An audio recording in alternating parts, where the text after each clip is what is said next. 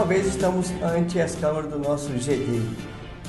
Vocês que nos acompanham já sabem, nós temos desde a entrevista, a divulgação do Esperando, exatamente que ele se presta ao Esperando e as mais diversas atividades.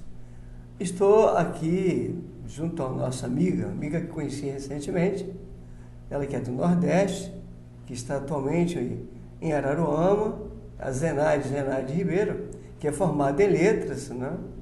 Aguardando a prova para fazer o mestrado na Universidade Federal Fluminense, e que também é espírita, participa no movimento espírita lá, ali é a região dos Lagos, né? Sim, região dos Lagos, né? Lá na Sociedade Espírita Renascer. Eu queria falar em Esperanto, mas se você está apenas começando a ter contato com o Esperanto, vou falar em português mesmo. Na verdade, a gente sempre arranja um momento para divulgar Esperanto. Mas, Zenaide, que prazer conhecê-la, você que, para a gente, foi uma grande surpresa. Sei que eu conheci você lá no CERJ e, através de Esperanto, vim descobrindo e tal o resultado. Você também é médium, assim como eu, médium psicofônico. Sim. Você tem uma experiência com a mediunidade interessante. Como é que surgiu isso? Desde criança se faz? Como é que se faz? Se fez e se faz atualmente nos dias que se vão? Assim, eu sempre fui muito ligada a questões religiosas, sempre, desde a minha infância, venho de uma família muito católica, sempre fui de frequentar a igreja, cheguei até a fazer o crisma, tinha uma vontade de ser freira. Hoje tenho uma sobrinha que no final do ano vai estar colocando o hábito. Interessante. Então, assim, sempre fui muito ligada e muito curiosa. Então, assim, eu sempre tive essa chamada para conhecer as religiões, de visitar uma igreja aqui, uma igreja ali. Não que eu tivesse dúvida, né, da existência de Deus, mas eu queria encontrar um lugar em que eu me sentisse bem, que eu me sentisse à vontade. E conheci o catolicismo, foi onde nasci, mas sempre busquei e sempre tive uma certa simpatia pelo espiritismo. Me recordo que com os meus 8, 9, 10 anos, ainda criança lá na Bahia, eu dizia para minha mãe, né? Mãe, eu vou brincar ali na rua. Né? Você é da Bahia, né? Sim, eu nasci... Mas já andou em várias cidades lá pelo Nordeste. Eu sempre digo assim, quando me perguntam, você é de onde? Eu sempre digo assim, eu sou nordestina, porque eu sou baiana, sou filha de pernambucana, filha de piauiense, tenho um filho piauiense, 2 cearenses, então assim, eu sou nordestina.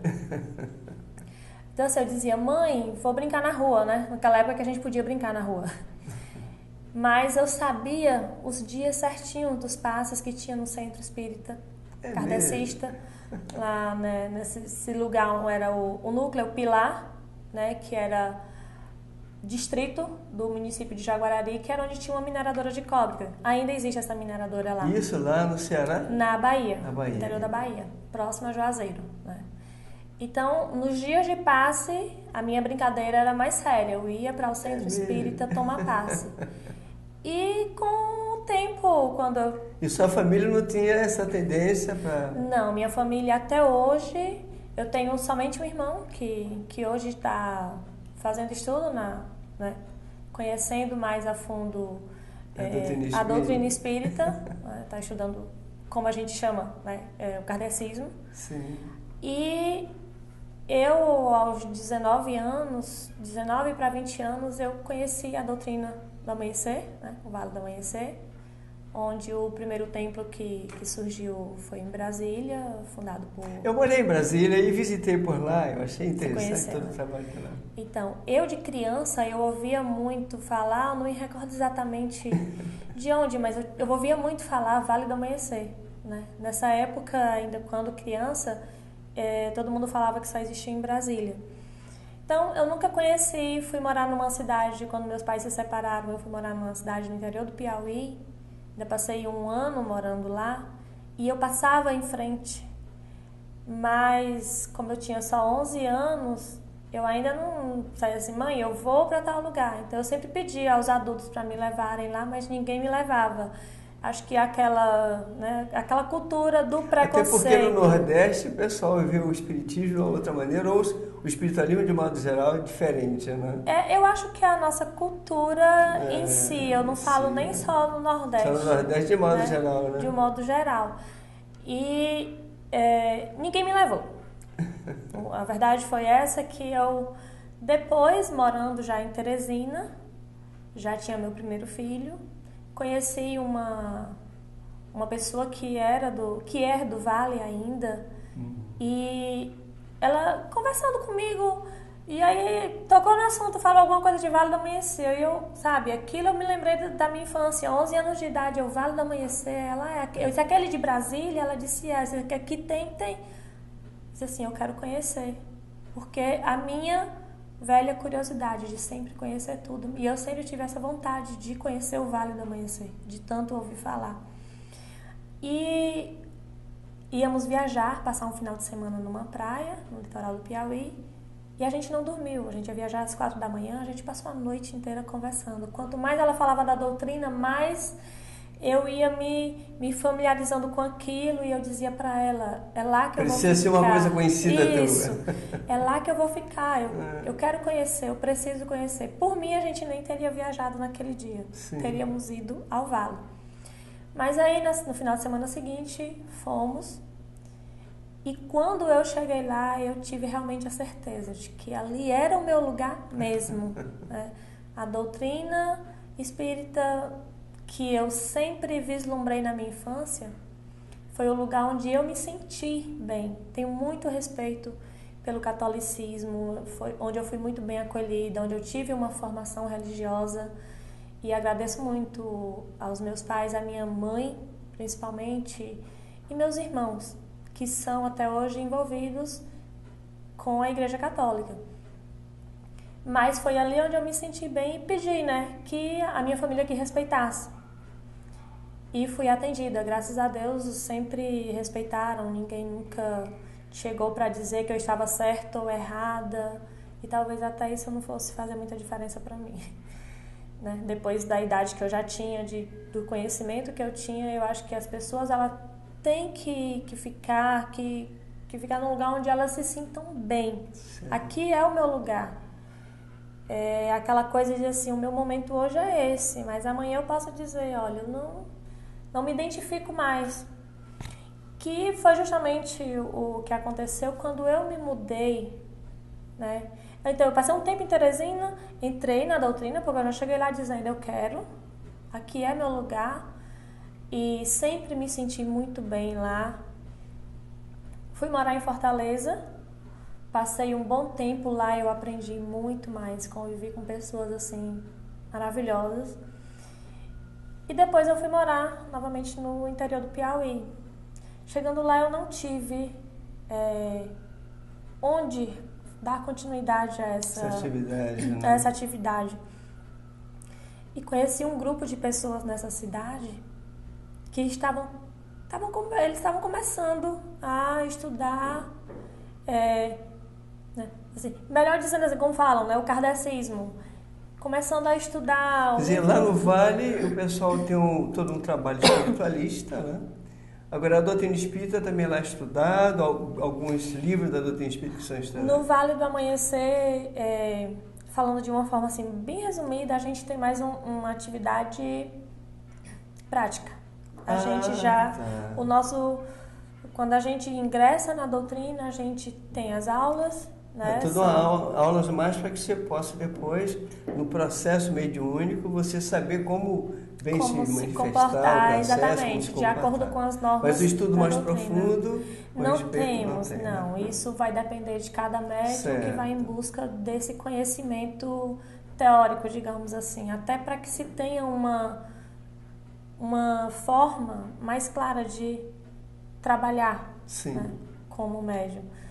E eu conheci esse grupo, né, que estava iniciando os estudos, e assim, hoje eu moro em Araruama, estou frequentando a Sociedade Espírita Renascer, né, que é um centro espírita kardecista.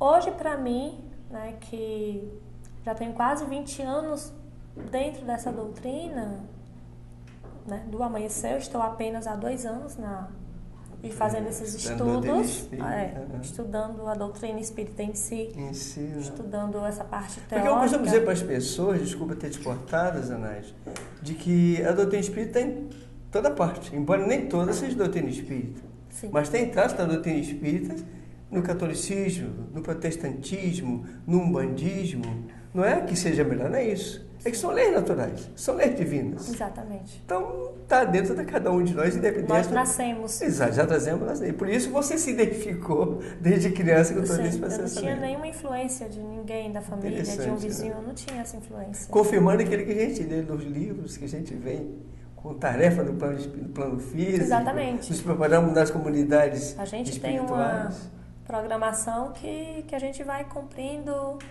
As coisas vão surgindo, como por exemplo, eu estar aqui hoje para mim foi uma surpresa. Porque você não esperava estar por aqui. Não, Você veio fazer mestrado? Eu saí de Araruama para me preparar assim, mais a fundo para uma prova de mestrado, né, na UF, em Niterói.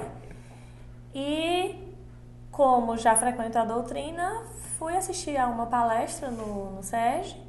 E lhe conheci o Esperanto, que eu estou assim encantada, embora ainda não possa falar, mas o pouco que eu vi, assim, eu sei que ali vai... E tem tudo ainda a ver. Tem muito pano para Você está se especializando em linguística também? Linguística, que eu sou apaixonada. E quando você me falou, assim, da importância de se trazer essa língua, que ela une os povos, independente de idioma... De querer dizer que idioma tal é superior ou inferior, que é o que a linguística defende, a questão do preconceito linguístico. Exatamente. Então, o Esperanto, creio eu, que ele ainda vai me trazer muitos bons frutos. Sim. Mas voltando para o que é o nosso foco, sim. Então, assim, no Vale do Amanhecer a gente tem esse lado mais prático. Sim. E para mim não foi difícil, como eu disse, quando eu vi ali, eu já estava em casa, me sentia em casa. E o que eu sentia falta, como eu disse a vocês, era mais essa parte do estudo teórico, desse conhecimento, em que a gente, quando tem essa base, fica muito mais fácil a gente trabalhar. Compreender, né? Quando a gente está no momento de estar atendendo a alguém, de estar... como é que você fala? A gente fala quando a gente está incorporado. Né? Lá no Vale a gente falava assim. Psicofonicamente manifestar. Então, é muito melhor você ter essa base, você ter esse conhecimento. Você acredita que a sociedade futura terá que, querendo ou não, andar por esses caminhos? Que esse aspecto mediúnico, independente de religião? Porque a gente defende isso. Os espíritos dizem isso. Allan Kardec fez estudos profundos sobre isso, dizendo que isso é um traço da humanidade, ou melhor dizendo, uma lei divina. Sim, que independe. Eu acredito que não tem como ninguém fugir disso. Por quê? Para mim, eu vejo como um processo evolutivo. Claro. Eu sempre fazia uma comparação assim, eu brincando quando mais jovem, que não tinha tanto conhecimento, mas assim, eu brincava muito assim, quando alguém vinha comentar sobre, né, isso é errado, isso vai pro inferno, isso é pecado, isso... Pro céu. Sabe? Eu ficava assim, olhando aquilo, assim, pra mim, não me sentindo superior a ninguém, mas dizer assim, olha, pra mim, as religiões, as doutrinas, elas são como... Lembra a escola? Sim, escola. Que você vai a primeira série, a segunda, né? Que eu ainda estou no tempo da primeira série, que a gente já não... Né? Primeiro ano. Então, assim, eu não sei dizer qual religião ou doutrina está ali começando ou que está lá em cima. Eu não sei dizer, mas a minha visão, uma visão que eu tinha, assim, bem superficial das religiões e doutrinas era assim. E assim, hoje a gente vê que é uma coisa que está mais difundida, talvez essa questão da internet, da globalização, fez com que a gente tivesse mais conhecimento. E outra coisa que eu passo aos meus filhos é a questão do respeito, de respeitar o próximo, independente do que ele pensa, do que ele diz. sabe, religião principalmente.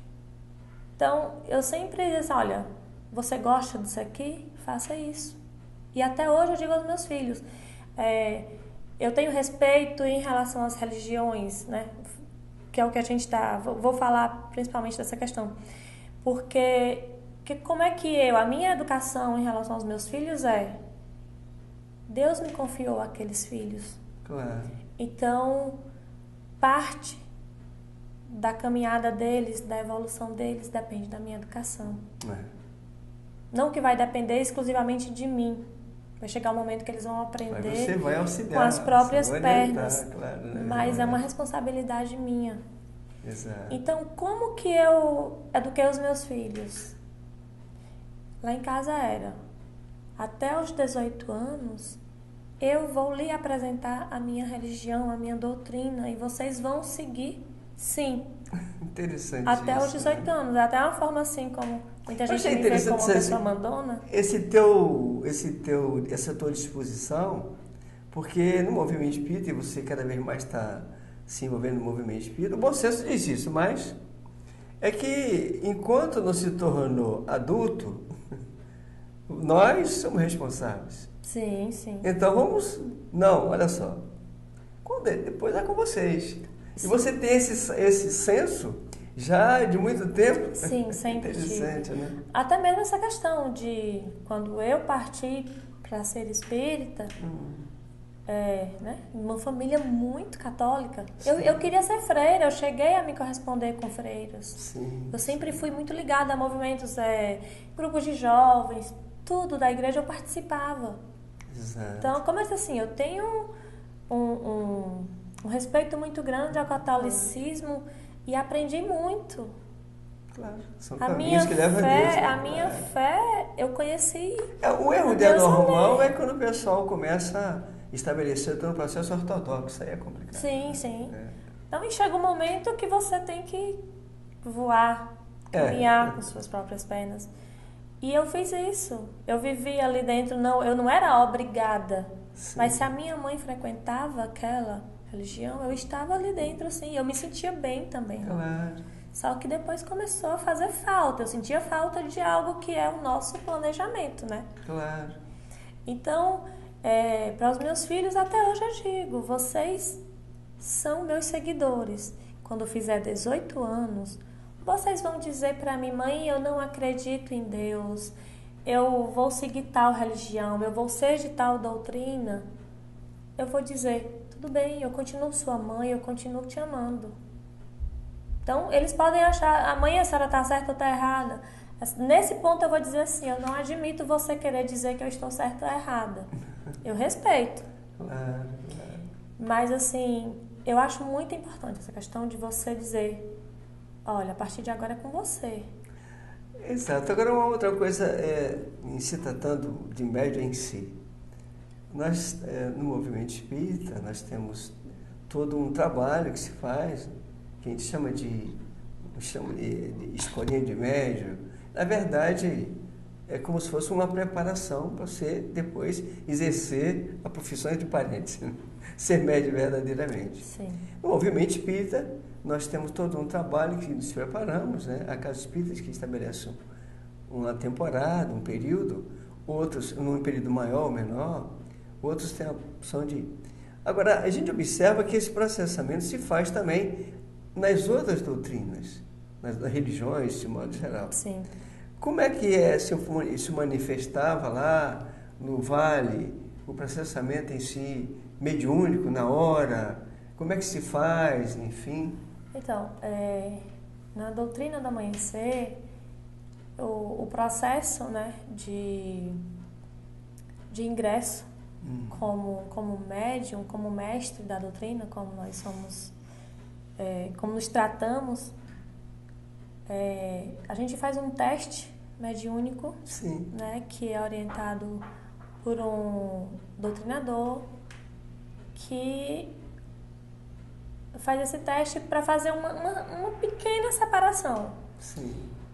E a gente vai, assim, olha, depois desse teste, ele vai dizer se nós somos médios de incorporação ou médio de doutrina, né? é um teste rápido, uma coisa Sim. simples. E nada impede de que a gente, outra hora, seja médium de doutrina, ou outra hora, quem é de doutrina, seja de incorporação. Exato, Né? Não é exato. uma coisa que fica, ó, isso aqui você vai ser Você é agora médium pra de sempre. incorporação ou médium psicofônico? Isso, Médico psicofônico no seu caso, sou, né? sim. Agora, uma outra pergunta, desculpa, tá? Não, tranquilo. Como é que se manifesta, por exemplo, você na mesa, embora você não esteja participando, agora você participando mais no movimento kardecista, como o pessoal coloca, né? Lá você vai começar gradativamente, que isso não renasceu em outro local, vai começar a ter estudos cada vez mais, livro dos espíritos, livro dos médios, então, vai ser um dos livros que você vai usar muito, Sim, né, até sim. compreender e tal.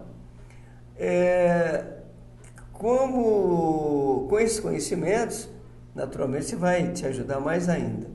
Agora, como era o processamento mediúnico com você naquele momento ali? Por exemplo, no meu caso, que sou médium psicofônico, costumo dizer isso muito, espectador. No caso da internet, né? Eu estou concentrado, estou consciente, daqui a pouco se manifesta um companheiro espiritual e que se mistura com meus pensamentos. E que, por já ter algum conhecimento ou conhecimento, já sei discernir quem é quem. Sim. Né? Quer dizer, eu sou tomado entre parentes, mas tudo aquilo com a minha vontade. Como é que é feito na época em que você participava por lá, nesse experimento, junto aos companheiros do Vale do Amanhecer? Então, frisar um pouquinho assim, como eu disse a você, eu não continuo hoje na doutrina do amanhecer, não por nenhum motivo Não, claro. que tenha me desagradado, simplesmente por eu não ter hoje acesso a um templo onde hoje eu moro. E como eu disse, desde criança que eu tenho essa necessidade de ter uma religião, de ter doutrina, de ter esse contato mais direto com Deus, né? De manter a minha fé sempre, como se diz, equilibrada, harmonizada. Então, isso que você descreveu é basicamente o que eu também, né? A forma da manifestação em si é dessa forma. A diferença é que na doutrina do amanhecer existe um médium doutrinador que somente pode dizer que é uma fórmula, uma sistematização. Como se fosse um ritual, né? Ritual. Faz parte. Vamos agora para um atendimento, né, aos pacientes ou visitantes. Então eu tenho que ir com alguém, né, que tem uma polaridade que a gente chama polaridade mediúnica, negativo e positivo, que, né, são os médiuns de incorporação e de doutrina que trabalham juntos para que haja essa junção de polarização.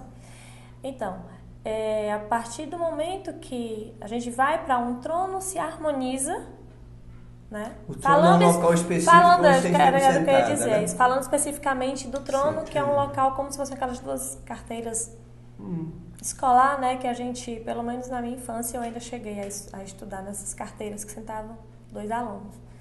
Então, ali naquele momento, eu me harmonizo e quando eu me sinto harmonizada, eu sinalizo para o doutrinador e aí assim ele faz a ionização, que é faz parte do ritual. Sim. Ioniza o aparelho e ele faz o convite ao mentor daquele médium. Então, é aquilo que você falou, é essa junção de pensamentos que você vê que ora é seu... É como se fossem situações tipo assim, lá no Vale, é assim que se faz. Por exemplo, eu comento muito isso, no movimento protestante eles praticam, mas não querem admitir. É naquela hora em que o Deus veio e falou para mim, conhece um caso, é muito comum isso, a gente chama em médio de premonição, né? O médio, não consigo lembrar agora, em que você estabelece todo um processamento e que você percebe todo um processo mediúnico. Muito bem. E como é que é feito lá? Eles, a meu ver, Deus veio e falou comigo. Por exemplo, os médios audientes, os nossos, que é que acontece? Você escuta. Lá, eles não querem admitir que sejam médium audientes, né? Dão um outro nome. E não querem admitir que sejam espíritos. Vários escutam informações dos espíritos e aí diz, olha, Deus veio e falou para mim, ele escuta. Vários veem também. Tem o vidente e tem o clarividente, que vê mais claro. Como eles não querem admitir o nome mediúnico, dão outro nome. No movimento católico, por exemplo, atualmente, tem um movimento que é o carismático. Que é a renovação carismática. Onde eles muito usam o processo mediúnico. Não sei se você está sabendo, sabe disso, né? Sim. Ou seja, é uma lei natural em que cada dos grupos utiliza com esses nomes, com essa ou daquela forma. Concorda? Um bandismo, por exemplo, que os espíritos se manifestam como pretos velhos, como caboclos, muitas vezes são espíritos que não necessariamente não foram caboclos nem foram pretos velhos, mas que possam ali ser melhor, bem aceitos. Allan Kardec coloca no livro dos médiuns sobre isso, que os espíritos se manifestam para aquele grupo da melhor maneira, para que possa ser melhor identificado. Exatamente. Não é isso? Então, o que eu quero colocar, por isso esse trabalho, é mostrar para as pessoas de modo geral... Pois não, trabalhando só um pouquinho em relação até a linguística, ela entra nisso. Ah, é? Quando ele vem dessa forma, ele facilita até a comunicação. Você escuta aquele linguajar, né, aquele dialeto, e você se identifica, você compreende melhor. Exatamente. As mensagens que ali são transmitidas. Exato. Então, o processamento se faz, claro, tudo em função, como diz Jesus, né? Tudo se faz em função de sentimento e pensamento. Como ele fala, pecar por pensamento, né? E aí hoje a ciência está provando isso. Lá no Vale, então, existia toda uma sistematização para facilitar para o médium melhor receber aquele desencarnado, é isso? Isso, exatamente. E eu sempre me senti muito mais à vontade, assim, dessa forma, né? Porque a gente sabia que a gente estava amparada pela espiritualidade. Sim. E também tinha uma pessoa mais próxima onde ela poderia estar nos auxiliando. Se percebesse algo de diferente, alguma comunicação que não fosse necessária ou fosse prejudicial, eles faziam interferência. Então, embora o médium tenha sido preparado para a tarefa, mas há situações que tem alguém que, quando observou que o médium não está tendo condição de bem controlar toda aquela manifestação, entra então um outro companheiro para ajudar, é isso? Sim, acredito também que até pela forma como é feito, que a gente chama de desenvolvimento, eu tinha esquecido essa palavra, né? Que são... Desenvolvimento Isso, que são as 7 aulas, né? No mínimo 7 aulas que nós temos para que a gente possa aprender, digamos assim, a conhecer os mentores, né? Nossos mentores, que irão nos acompanhar, que irão trabalhar com a gente durante as atividades mediúnicas. Então, assim, talvez, eu tô falando, não tenho nem essa certeza toda, mas eu me sentia muito mais à vontade, muito melhor tendo esse, como se diz, esse aparato, né? Seu lado ali para ajudar. Então, aquilo que você falou da manifestação em si, no início é muito difícil. Realmente. E quando a gente não tem o conhecimento do livro dos médios, livro dos espíritos, então assim, aí começa, eu tenho uma bagagem. Eu venho de uma cultura que já existia aquele preconceito, sabe? E naquele momento da manifestação, vem uma mistura de pensamento, a princípio vem a dúvida. Sim. No início, quando eu comecei, eu ficava receosa. Eu também. Eu ficava. Será que sou eu que estou inventando isso? E quando a gente estava no trabalho atendendo, né, como a gente chama, ao paciente, àquele visitante, que vinha aquela mensagem e ele negava, aquilo sim, parecia assim sabe? Era a dúvida do médium vem e diz assim, você está inventando isso aí. Ficava aquela coisa. Só que a espiritualidade, ela também é sábia. Então, ela começa... Por exemplo, um trabalho como esse aqui, nós temos vários companheiros espirituais coordenando essa atividade. Coordenando, controlando direitinho o que vai ser dito para não... Exato. Então, assim, naquele momento que a pessoa nega, a espiritualidade, ela começa a trabalhar ali para que aquele médio de incorporação, ele esteja... ele permaneça harmonizado. Claro. E ele, de fato, cumpra a sua missão daquele dia, daquele momento. Porque, às vezes, aquela negativa é porque nem sempre a gente quer admitir que estamos errados, né? Ainda temos por isso que Allan Kardec tem um capítulo no Livro dos Médiuns, chama da influência moral dos médiuns, né? Isso. É uma coisa básica nos processos de recepção dos companheiros desencarnados, né? E aí, assim, nesse ponto, eu até falo, assim, né, que para quem está começando, conhecendo a doutrina e já está em desenvolvimento, aquelas pessoas principalmente que têm receio, eu lembro, vou contar uma historinha aqui, que eu tenho um irmão que, como eu disse, que hoje é espírita, há muitos anos, que desde que eu entrei na doutrina, que eu sempre, não induzindo, nunca, ninguém, mas sempre que ele me falava de alguma coisa que ele via, que ele ouvia, mas sempre aquele preconceito, não, aquele medo. Até que teve um dia que ele estava passando por uns problemas e a gente sempre naquela velha frase, quem não vai pelo amor vai pela dor. E eu disse assim, vai lá. Tanto é que eu nunca disse assim, vamos à que eu frequento. Eu digo, procure um lugar onde você se sinta bem. Aí ele dizia, não vou. Não, eu tenho medo.